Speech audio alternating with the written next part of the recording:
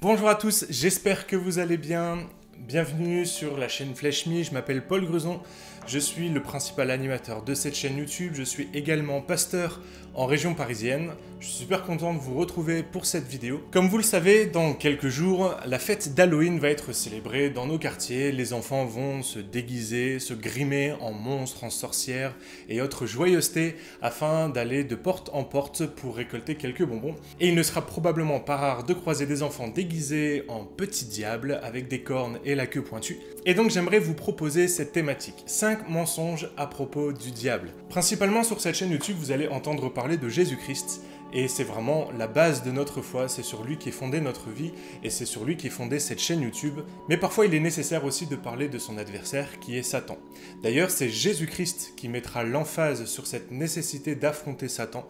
C'est Jésus-Christ qui viendra révéler l'œuvre de Satan, qui viendra mettre à la lumière ce que Satan fait dans les vies, et c'est d'ailleurs Jésus-Christ qui viendra détruire l'œuvre de Satan à la croix. Si tu veux aller plus loin, j'ai fait une vidéo avec Émile de la chaîne Mauvaise Foi, où on a parlé justement du diable. Existe-t-il? Qui est-il? Si tu es intéressé, je mettrai le lien dans la description et la petite vignette apparaîtra juste ici. Donc on est parti pour cette vidéo, 5 mensonges à propos de Satan. C'est parti.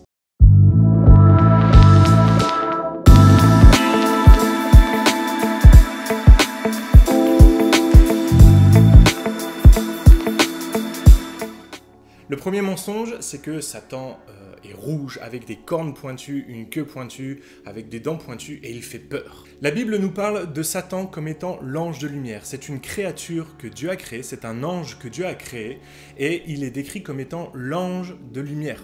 Dans Ézéchiel chapitre 28, il nous est dit « Tu mettais le sceau à la perfection, tu étais plein de sagesse, parfait en beauté. Tu étais en Éden, le jardin de Dieu. Tu étais couvert de toute espèce de pierres précieuses, de sardoine, de topaze, de diamant, de chrysolite, d'onyx, de jaspe, de saphir, d'escarboucle, d'émeraude, d'or. Tes tambourins et tes flûtes étaient à ton service, préparés pour le jour où tu fus créé. Tu étais un chérubin protecteur aux ailes déployées. » Dans ce texte, Satan est présenté comme un ange supérieur, comme un ange beau, comme un ange agréable à regarder, à voir. Il était paré de plein de pierres précieuses, ce qui en fait un être agréable, et probablement que Satan, s'il se révélait aux hommes, il paraîtrait très beau. Et d'ailleurs, c'est sa plus grande victoire. La plus grande victoire de Satan dans l'humanité, c'est de faire croire que c'est quelqu'un qui fait peur, que c'est un ange qui fait peur avec des cornes et une queue pointue. Mais Satan, quand il se révèle à l'homme, il se révèle comme quelque chose d'agréable et de bon à voir. Et c'est pour ça qu'il est sournois. C'est pour ça qu'on l'appelle le tentateur, parce qu'il paraît être bon, il paraît être juste, il paraît plein d'éclat, il paraît plein de lumière, mais derrière tous ces éclats, eh bien, se cache un être rusé, malsain qui veut te détruire. Vous m'entendrez dire régulièrement que c'est ce que fait le péché en nous. Le péché paraît bon, le péché paraît nous faire du bien, mais il finit par nous détruire. Et c'est ce que fait Satan. Le péché est à l'image de Satan. Ça paraît bon, ça paraît bien, mais la finalité, c'est que ça nous détruit. Donc non, Satan n'est pas un être cornu avec des dents pointues, des cornes pointues et une queue pointue. C'est un être de lumière qui paraît être bon, qui paraît être juste, qui paraît lumineux, mais qui est en fait enflé de ténèbres, enflé d'orgueil. Le deuxième mensonge à propos de Satan, c'est qu'il serait tout-puissant. Alors non, Satan n'est pas tout-puissant. Comme toute créature de Dieu, eh bien, sa volonté, sa capacité, sa possibilité, son œuvre est encadrée par Dieu. Les Écritures nous le rappellent en plusieurs passages, rien n'arrive que Dieu ne soit au contrôle. Dieu n'est surpris par rien, il n'est pris de court par rien et il n'est pas surpris par ce qu'il se passe. D'ailleurs, quand on fait une lecture attentive du livre de Job, on se rend compte que Satan ne peut rien faire à Job sans avoir eu l'autorisation de Dieu. Donc non, Satan n'est pas tout puissant, il ne peut pas tout faire. La volonté de Satan est limitée par la gouvernance de Dieu, par la volonté de Dieu. Le troisième mensonge, c'est que le diable et les démons sont partout. Eh bien non, le diable et les démons ne sont pas partout. La Bible nous dit que Dieu, lui, est omniprésent, il est présent en tout lieu, en tout instant, il est présent dans nos vies et c'est une bonne nouvelle pour nous de savoir que notre Dieu est avec nous à chaque moment et qu'il ne nous abandonne pas. Mais à la différence, Satan et ses démons ne sont pas partout. D'ailleurs, j'aimerais au travers de ce point apporter un petit enseignement sur la notion de la responsabilité. Le problème que j'ai quand on dit qu'il y a un démon derrière chaque maladie, un démon derrière chaque problème de l'homme, derrière chaque trait de caractère, qu'il y a un démon à chasser, c'est qu'on déresponsabilise l'homme de ce qu'il doit faire. Vous pourrez trouver sur les réseaux sociaux tout un tas de personnes qui vont prier pour que le démon de la paresse s'en aille, pour que le démon de l'avarice s'en aille, pour que le démon dans nos vies s'en aille. Et ce que je n'apprécie pas avec cette théorie, c'est que ça déresponsabilise l'homme. La Bible nous dit que nous sommes des disciples, nous sommes des apprenants. Et le mot disciple a né le mot discipline. Cette discipline, c'est bien ma part, ma responsabilité dans ma marche chrétienne. Je suis un partisan de dire que dans la marche spirituelle, il y a la part de Dieu qui agit en nous, qui nous transforme, qui nous édifie, qui nous construit par l'action du Saint-Esprit dans nos vies. Mais il y a également la part de l'homme dans sa marche spirituelle. Il a des responsabilités. La méditation de la parole, la prière, l'évangélisation, toutes ces choses-là sont de la responsabilité de l'homme et il est important que chacun soit responsable. La grâce nous donne des responsabilités. C'est de ma responsabilité de travailler en collaboration avec Dieu, en collaboration avec le Saint-Esprit qui m'aide, qui me transforme, pour devenir quelqu'un de meilleur, pour ma sanctification. Je t'encourage à chercher un don de discernement pour savoir est-ce que effectivement je dois chasser un démon ou au contraire je dois accompagner, aider, écouter pour transformer le caractère de quelqu'un. C'est tout l'enjeu de la vie spirituelle, c'est de déterminer est-ce qu'il y a un démon auquel cas il faut le chasser, ou au contraire, est-ce que c'est une mentalité à transformer, ou alors est-ce qu'il faut prier pour un malade pour que la maladie s'en aille. Donc non, Satan et ses démons ne sont pas partout, ils n'agissent pas en permanence contre nous, ils n'en ont pas la possibilité. Je le rappelle, ils sont encadrés par la volonté de Dieu. Avant d'aller plus loin dans la vidéo, je t'encourage à t'abonner à cette chaîne YouTube. J'y partage régulièrement des enseignements autour de la parole de Dieu, de la foi chrétienne. Donc si ça n'est pas déjà fait, abonne-toi, c'est gratuit, ça ne coûte rien. Et si vraiment le contenu t'intéresse pas, tu pourras te désabonner plus tard. Depuis le début de l'année également, nous avons mis en place un Discord sur lequel on échange autour de la foi. On s'y retrouve régulièrement pour partager, pour être édifié, être encouragé. Tu peux y poser des questions sur ta foi, des questions que tu as par rapport aux Écritures. Il y aura toujours des personnes pour apporter des éléments de réponse. Et moi aussi, j'y serai régulièrement pour répondre à tes questions. Donc le lien est dans la description. N'hésite pas à nous y rejoindre.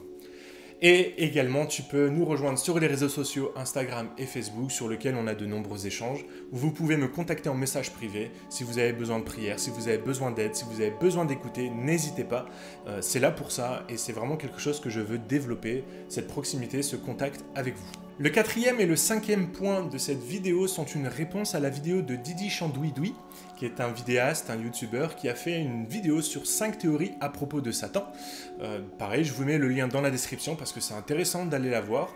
Je ne suis pas du tout en phase avec certains des points, surtout que dans la vidéo, on va piocher dans l'ésotérisme, dans d'autres religions, dans d'autres foi, dans d'autres courants de pensée, et on fait une compilation de tous ces textes-là pour tirer des théories à propos de Satan.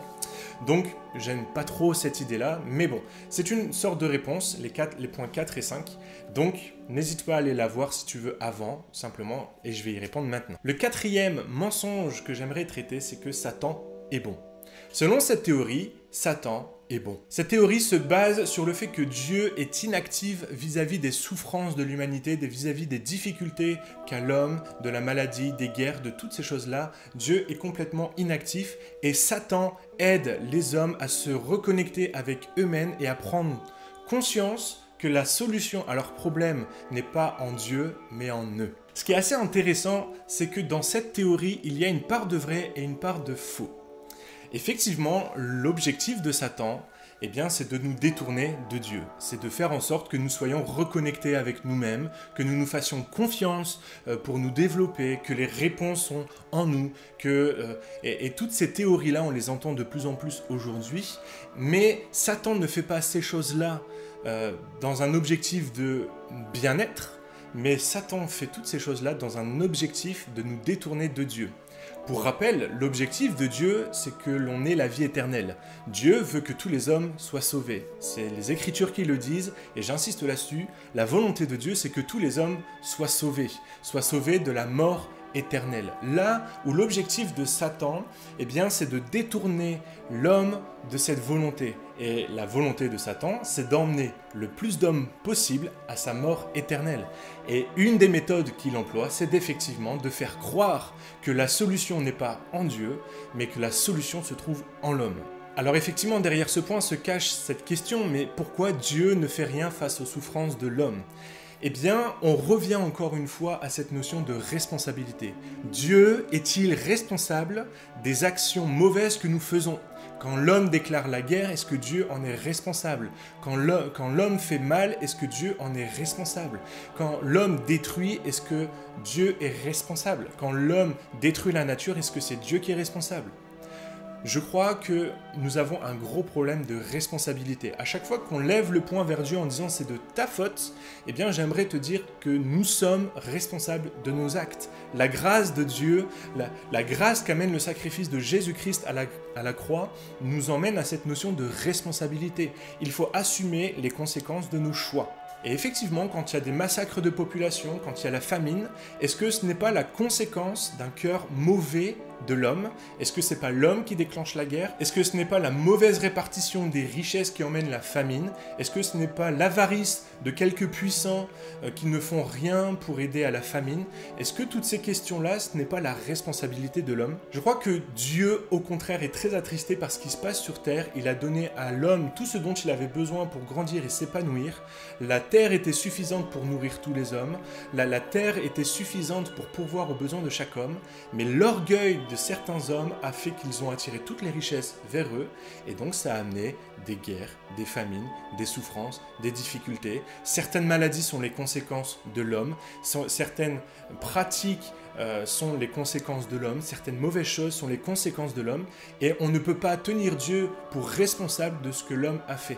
Nous sommes responsables, et c'est le plus gros pas que nous ayons à faire, c'est de reconnaître que nous sommes responsables. D'ailleurs, la repentance, qui est quelque chose que l'on doit faire en tant que chrétien, se repentir pour nos péchés, c'est reconnaître notre culpabilité, reconnaître que nous sommes coupables, que c'est de notre faute si le mal est dans ce monde, s'il y a des mauvaises choses, c'est de notre faute. Et tout ça, on doit le déposer au pied de la croix, et Jésus-Christ meurt pour cette culpabilité, meurt pour ses péchés, et il prend la conséquence qui est la mort. Et c'est pour ça qu'aujourd'hui, au travers de Jésus-Christ, nous avons la vie. Mais avant tout ça, il faut reconnaître que nous sommes coupables. Et ça, c'est très difficile pour l'homme, parce qu'on a du mal avec l'orgueil. Oui, Satan fait tout pour nous détourner de Dieu, mais non, il ne le fait pas parce qu'il est bon, mais parce qu'il veut entraîner l'homme dans sa chute. Et enfin, dernier mensonge que l'on retrouve dans cette vidéo de Didi Chandouidoui, c'est que Satan n'est qu'un pion de Dieu. Satan est utilisé par Dieu pour éprouver l'homme, et Satan n'existe que pour éprouver la foi des hommes. J'aimerais lire avec vous un passage des Écritures qui me paraît extrêmement important. Il se situe dans Jacques chapitre 1er verset 13. Il nous est dit que personne, lorsqu'il est tenté, ne dise « c'est Dieu qui me tente », car Dieu ne peut être tenté par le mal et il ne tente lui-même personne. Une vérité qu'il faut comprendre, c'est que Satan agit selon sa propre volonté. Et sa volonté, la volonté de Satan, c'est que les hommes soient entraînés avec lui dans sa chute. Et donc pour ça, eh bien, il tente l'homme afin de les séduire, afin de les amener avec lui dans cette mort éternelle. Donc non, Satan n'est pas un pion de Dieu pour éprouver notre foi. Satan a une volonté propre et son objectif, c'est que les hommes soient tentés. Au contraire, Dieu apporte une solution qui est Jésus-Christ, qui apporte la solution qui est Jésus-Christ mort à la croix, afin que le péché n'ait plus d'emprise sur nos vies. Et c'est tout l'enjeu de ce que Dieu fait dans nos vies. Dieu veut nous sauver. Dieu veut que l'on parvienne à la vie éternelle. La volonté de Dieu, c'est que tous les hommes soient sauvés. Je le redis encore, oui, il y a un ennemi à Dieu. Oui, Satan nous tente.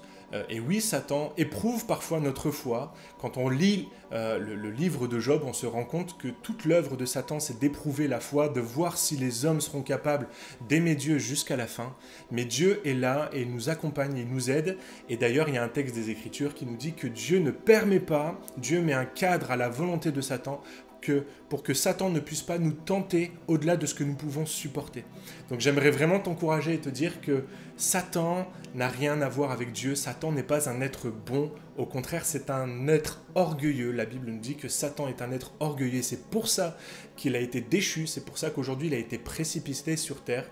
Sa destination, elle est connue. Satan va être détruit, va être jeté dans les temps de feu. Et la volonté de Satan, c'est d'emmener l'humanité, les hommes avec lui dans cette chute. Dieu a envoyé son Fils Jésus-Christ afin que nous soyons réconciliés avec lui. Jésus-Christ est la solution pour nous reconnecter avec Dieu, pour nous emmener dans sa présence. Et au travers de ce sacrifice, nous avons la vie éternelle. La vie éternelle, c'est la vie Zoé, qui est une vie pleine de félicité, pleine de grâce, pleine de bonté. Et c'est une promesse que nous avons pour l'éternité. Voilà, la vidéo est terminée. 5 mensonges à propos de Satan. Alors en général, j'aime pas trop parler de Satan. Je préfère parler de Jésus-Christ. On va dire que c'est exceptionnel sur cette chaîne YouTube. La plupart du temps, je parle de Jésus-Christ, je parle de Dieu, je parle de la Bible. Donc encore une fois, n'hésite pas à t'abonner si c'est pas déjà fait. J'aimerais vraiment vous encourager en vous disant attachez-vous à Dieu, attachez-vous aux Écritures, gardez foi. Effectivement, on arrive dans les temps de la fin où ça sera de plus en plus dur d'exercer sa foi, de plus en plus de textes, de récits, de fausses doctrines circulent sur les réseaux sociaux. Je vous encourage vraiment plus que jamais à respecter ce gimmick. Lisez votre Bible, méditez-la et mettez-la en pratique. Bye!